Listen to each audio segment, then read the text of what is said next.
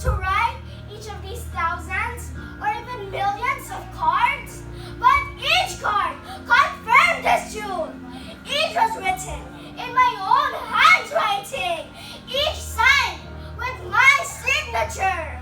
When I pulled in a file marked songs I have listened to, I realized that the files grew to contain their contents. The cards were packed tightly, and yet after 2 or 3 yards, I even found the end of the file. I shut it, shamed, not so much by the quality of music, but more by the vast amount of time I knew that file represented. When I came to a file, my closed thoughts, I felt the chill run to my body. I pulled the file out, only an inch, not willing to test its size. And drew the card, I shuddered at its detailed content. I felt sick to think that such a moment had been recorded. An almost animal rage broke on me. One thought dominated in my mind. No one has ever seen these cards. No one has ever seen this room. I have to destroy them. In an insane frenzy, I yanked the file out. Its size didn't matter now. I had to empty it and burn the cards. But as I took it at one end and began pounding it on the floor, I could not dislodge a single card. I became desperate and pulled out a card, only to find it as strong as steel. When I tried to tear it, defeated and utterly helpless, I returned the file to its slot, leaning my forehead against the wall. I let out a long self-pitying sigh. And then I saw it, the title bore people I have shared the gospel with. The handle was brighter than those around it knew were almost unused. I pulled at its handle.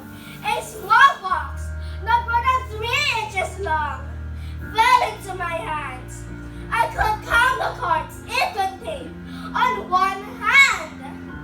And then fears came and began to weep, so deep that the hurt started in my stomach. I fell on my knees and cried. I cried out of shame from the overwhelming shame of it all. The rows of foul shrubs swirled in my tear-filled eyes. No one must ever know this room. I must lock it up and hide the key. But then, as I pushed away the tears, I saw him. No, please, not him. Not him. Oh, anyone but Jesus.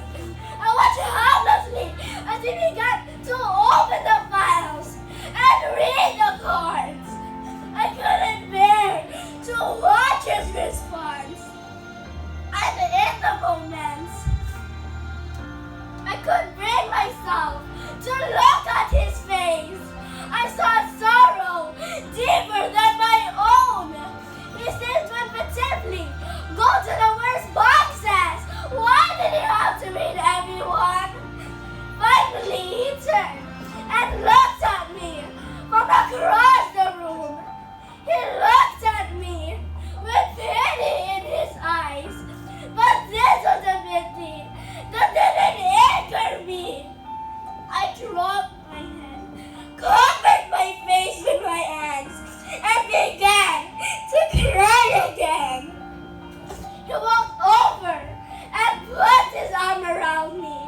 He could have said so many things, but he didn't say a word. He just cried with me. Then he got up and walked back to the wall of files.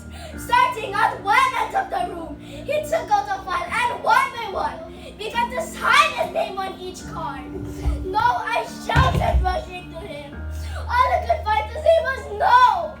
No! As I pulled the card from him. His name shouldn't be on these cards. But there it was, written in red, so rich, so dark, so alive. The name of Jesus covered mine.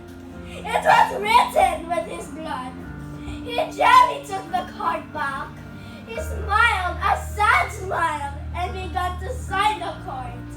I don't think I'll ever understand how he did it so quickly.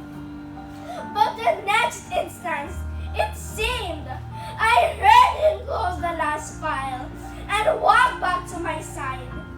He placed his hand on my shoulder and said, "It is finished."